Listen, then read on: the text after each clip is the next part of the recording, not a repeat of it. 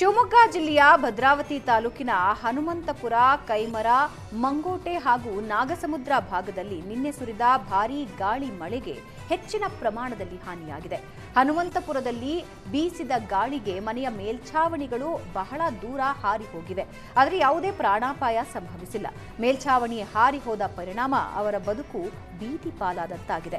ಕೈಮರ, ನಾಗಸಮುದ್ರ ಹಾಗೂ ಮಂಟೋಟೆ ಭಾಗದಲ್ಲಿ ಸುರಿದ ಗಾಳಿ ಮಳೆಗೆ ವಿದ್ಯುತ್ ಕಂಬಗಳು, ಟಿಸಿ ಕಂಬಗಳು ಮುರಿದು ಬಿದ್ದಿವೆ.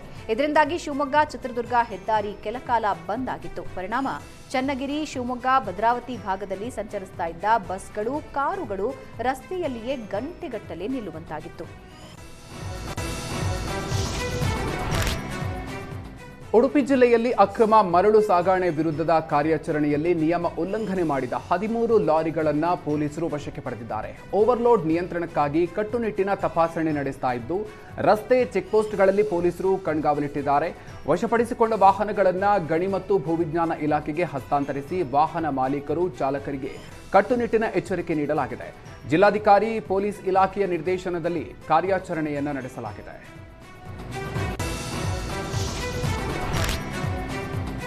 ಧಾರವಾಡ ಜಿಲ್ಲಾ ಪಂಚಾಯತ್ ಸಭಾಂಗಣದಲ್ಲಿ ಜಿಲ್ಲಾ ಉಸ್ತುವಾರಿ ಸಚಿವ ಸಂತೋಷ್ ಲಾಡ್ ನೇತೃತ್ವದಲ್ಲಿ 4ನೇ ತ್ರೈಮಾಸಿಕ ಕೆಡಿಪಿ ಸಭೆ ನಡೆಸಿದರು. ಕೆಡಿಪಿ ಸಭೆಯಲ್ಲಿ ಸಚಿವ ಸಂತೋಷ್ ಲಾಡ್, ಎನ್ಎಚ್ ಕೋನರೆಡ್ಡಿ, ಮಹೇಶ್ ತೆಂಗಿನಕಾಯಿ, ಕಮಿಷನರ್ ಎನ್ ಶಶಿಕುಮಾರ್ ಸೇರಿ ಜಿಲ್ಲಾ ಮಟ್ಟದ ಅಧಿಕಾರಿಗಳು ಭಾಗಿಯಾಗಿದ್ದರು.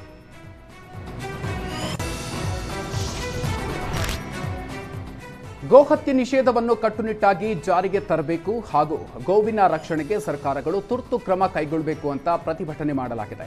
ಹಿಂದೂಪರ ಸಂಘಟನೆಗಳ ಒಕ್ಕೂಟದ ವತಿಯಿಂದ ಬಳ್ಳಾರಿ ಮತ್ತು ಹೊಸಪೇಟೆಯಲ್ಲಿ ಪ್ರತಿಭಟನೆ ನಡೆಸಿ ಜಿಲ್ಲಾಧಿಕಾರಿಗಳ ಕಚೇರಿಯವರೆಗೆ ಪಾದಯಾತ್ರೆಯನ್ನು ಮಾಡಲಾಯಿತು.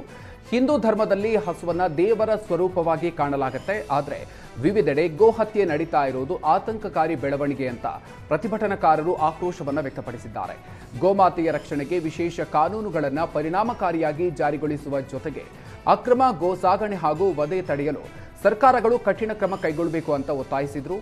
ಬಳ್ಳಾರಿ ಮತ್ತು ಹೊಸಪೇಟೆ ಪ್ರಮುಖ ವೃತ್ತದಲ್ಲಿ ಸೇರಿದ್ದ ಹಿಂದೂಪರ ಸಂಘಟನೆಗಳ ಕಾರ್ಯಕರ್ತರು ಘೋಷಣೆಗಳನ್ನು ಕೂಗಿ ಪ್ರತಿಭಟನೆ ನಡೆಸಿ ಬಳಿಕ ಜಿಲ್ಲಾಧಿಕಾರಿಗಳ ಕಚೇರಿಯವರೆಗೆ ಪಾದಯಾತ್ರೆ ನಡೆಸಿ ತಹಶೀಲ್ದಾರ್ ಮೂಲಕ ಮುಖ್ಯಮಂತ್ರಿ ಹಾಗೂ ಪ್ರಧಾನಮಂತ್ರಿಗಳಿಗೆ ಮನವಿಯನ್ನು ಸಲ್ಲಿಸಿದ್ದಾರೆ.